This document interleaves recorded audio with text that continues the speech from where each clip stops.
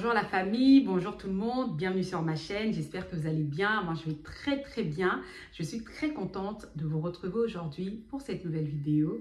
Alors voilà, comme je dis toujours, même si ça ne va pas, il faut que ça aille parce que la vie est un combat, on n'y peut rien.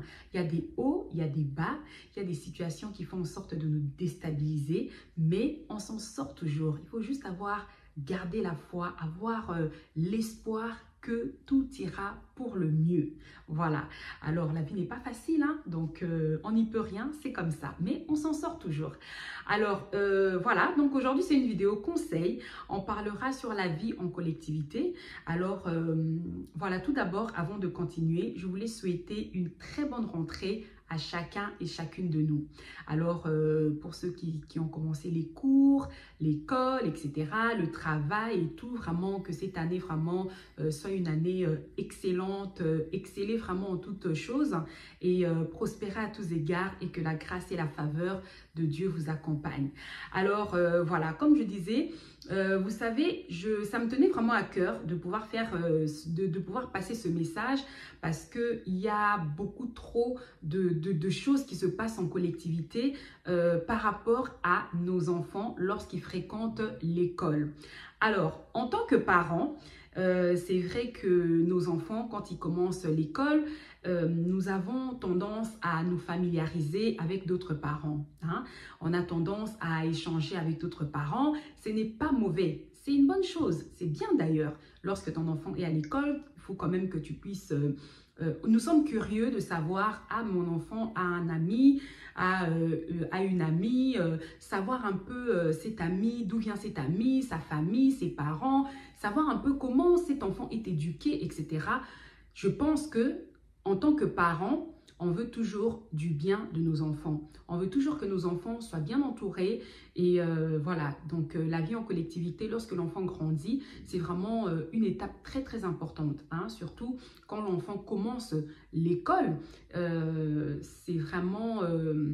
très important d'avoir beaucoup d'informations, surtout de nos jours. Il y a des choses qui se passent, il y a des fréquentations qui ne sont pas dignes, mais dès le bas âge, hein, il y a des enfants dès le bas âge qui sont vraiment, qui ont une éducation vraiment catastrophique.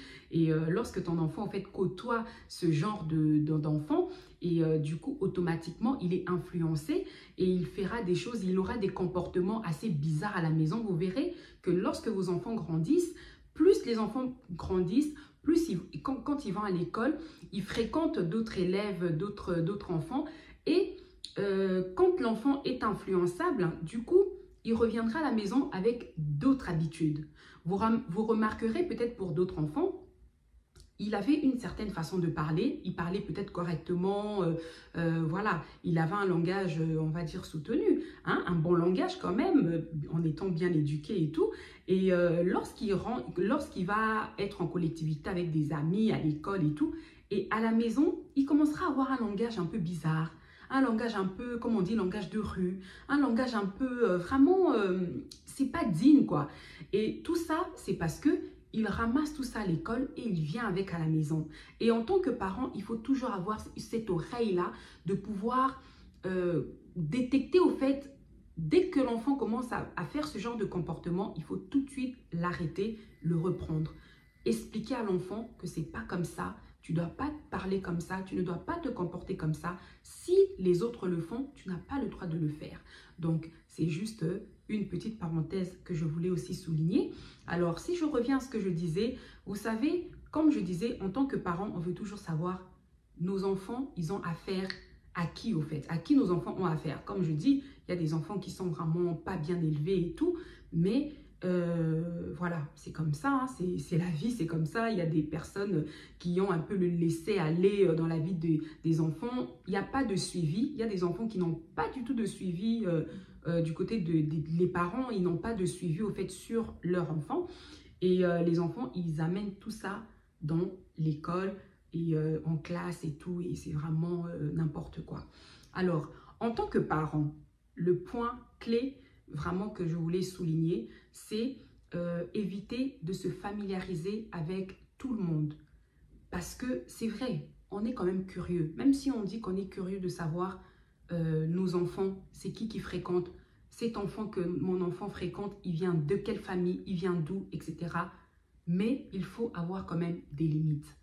Parce que vous pouvez avoir une bonne intention de pouvoir avoir toutes ces informations-là, mais les parents, en fait, lorsque les parents de cet enfant, quand vous voulez les aborder et tout, il y a des parents en fait qui sont tellement curieux, il y a des parents qui veulent tout savoir, il y a des parents qui sont, on va dire, ils sont pesants, ils sont lassants, hein, parce que une personne comme moi, par exemple, hein, je peux te connaître, d'accord, par le biais de mes enfants, mais je ne veux pas faire en sorte que nous puissions être amis. Ce n'est pas parce que mon enfant et ton enfant, ils sont amis à l'école, ce sont des collègues et tout, que automatiquement, toi et moi, nous devons aussi être amis. Non. Je veux peut-être te connaître, savoir que oui, voilà, tu es la maman de un tel, bonjour, au revoir, etc. Mais ne pas aller plus loin. Parce que ça va toujours créer, au fait, ça crée une familiarité où il y aura beaucoup d'ouverture et beaucoup de laisser-aller. Alors, je ne vais pas généraliser. Il y a des parents, en fait, qui ont gardé un très bon lien jusqu'à présent. Peut-être que les enfants avaient commencé l'école maternelle ensemble. Aujourd'hui, les enfants, ils ont grandi ensemble. Et du coup, ça fait que vous avez vraiment gardé un très bon, comment dirais-je, donc un bon lien, quoi, hein? Vous vous êtes familiarisés et puis tout va pour le mieux, c'est bien, c'est très bien. Mais il faut faire attention parce que c'est pas tout le monde qui a un bon fond, c'est pas tout le monde qui a une bonne mentalité, qui a un bon esprit, ce n'est pas tout le monde au fait. Donc il faut vraiment faire attention parce que au niveau de... C'est toujours les enfants qui nous mélangent au fait, hein? On va dire les enfants au fait on se mélange au fait par rapport aux enfants, on fait en sorte, parce que lorsque vous allez à l'école, que vous le voulez ou pas, à moins que vous soyez vraiment une personne vraiment qui n'est pas sociable, qui n'aime pas... Il y a des parents comme ça, hein, ils viennent à l'école, ils récupèrent son enfant, il part sans prêter attention à qui que ce soit, sans adresser la parole à qui que ce soit. Il y a des parents comme ça.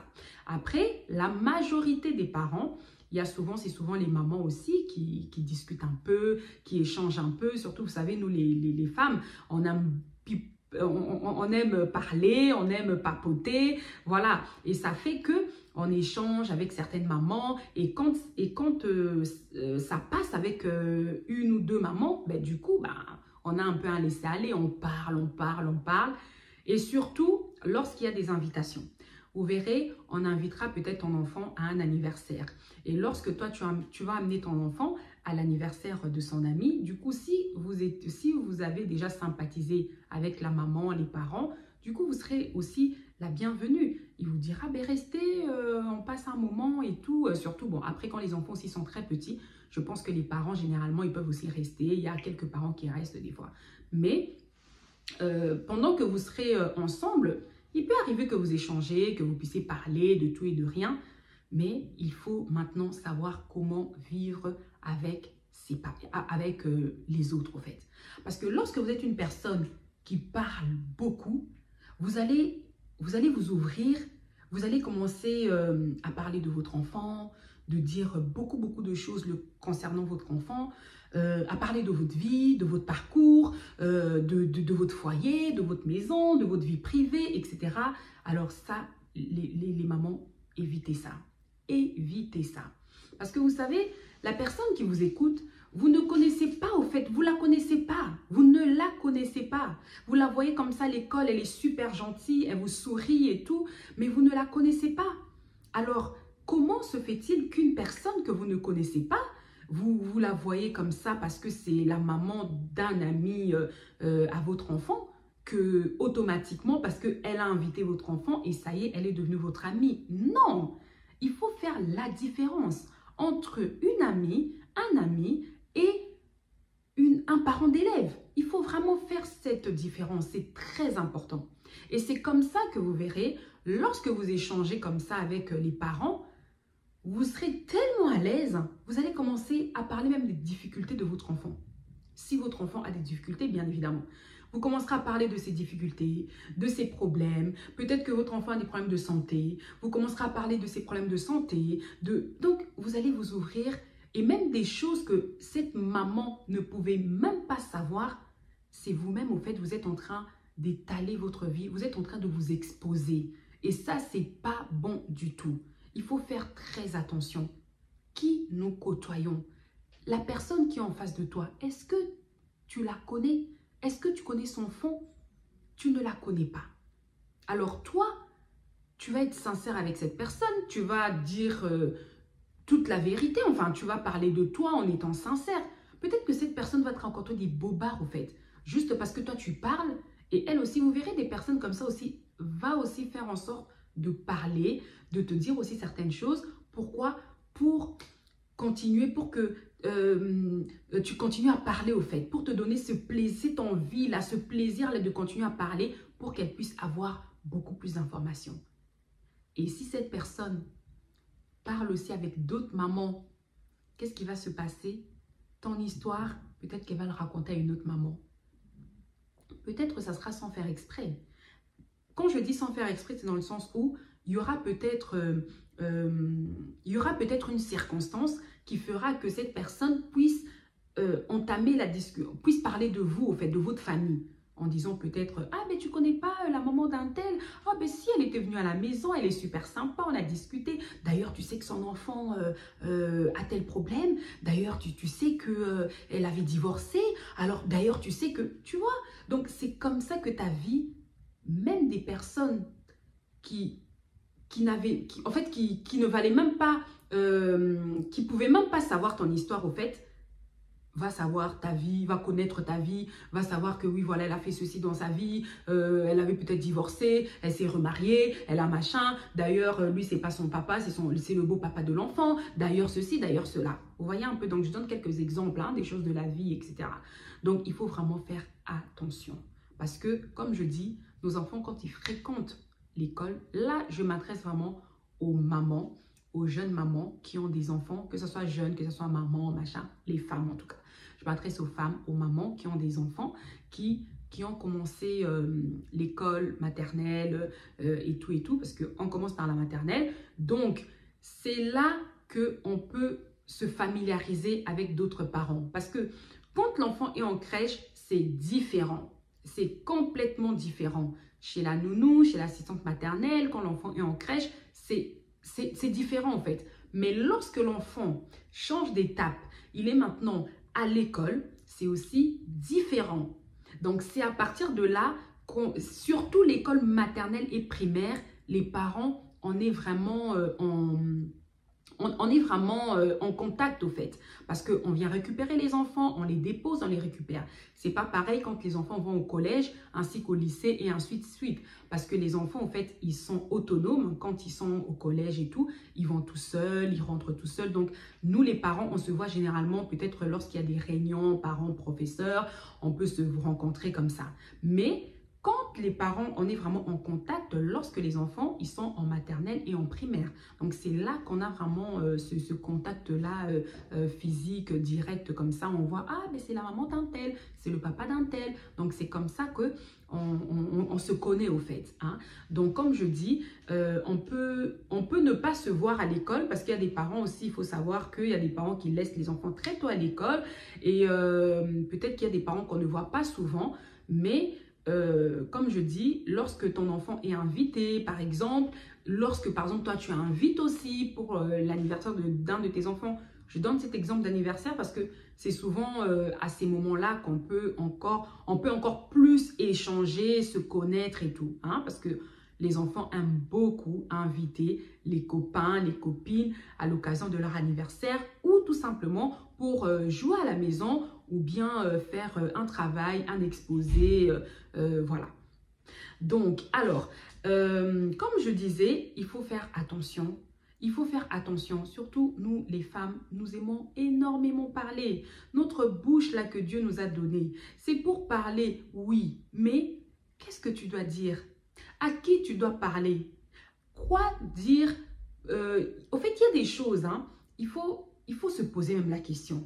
Est-ce que cette personne-là, je peux vraiment lui raconter ce problème ou bien ça concerne cette personne? Non, votre vie vous concerne que vous. Quand vos enfants vont à l'école, Il faut vraiment, si vous savez que vous êtes une personne qui parlait beaucoup, hein, il faut faire un travail sur vous, faites vraiment un travail sur vous. Parce que je sais qu'il y a des personnes, quand elles commencent à parler, elles-mêmes, elles ne vont pas se rendre compte. Remarquez, si tu dis certaines choses à une personne, parfois, tu peux même regretter. Tu peux rentrer chez toi, tu dis, pourquoi j'ai dit ça? Pourquoi j'ai dit ça à Gladys? Pourquoi je lui ai raconté ma vie? En fait, qu'est-ce qui m'a pris de lui raconter ma vie? Pourquoi j'ai parlé de ça? Oh là là! Avant de regretter, il faut d'abord réfléchir. Tourne ta langue 7 fois avant de parler, comme la Bible nous dit. Tourne ta langue avant de parler. Réfléchis avant de parler. Sois une personne qui observe, qui écoute beaucoup. Ne sois pas une personne qui parle beaucoup. Quand tu parles beaucoup, c'est comme on dit, une personne qui parle beaucoup ne manque pas de péché. Parce qu'à force de trop parler, tu ne manqueras pas de dire des choses qu'il ne fallait pas. Surtout quand vos enfants fréquentent l'école, comme les enfants fréquentent l'école, comme j'ai dit, vous pouvez vous-même exposer la vie de votre enfant pour rien. Peut-être que votre enfant, oui, il est peut-être très intelligent.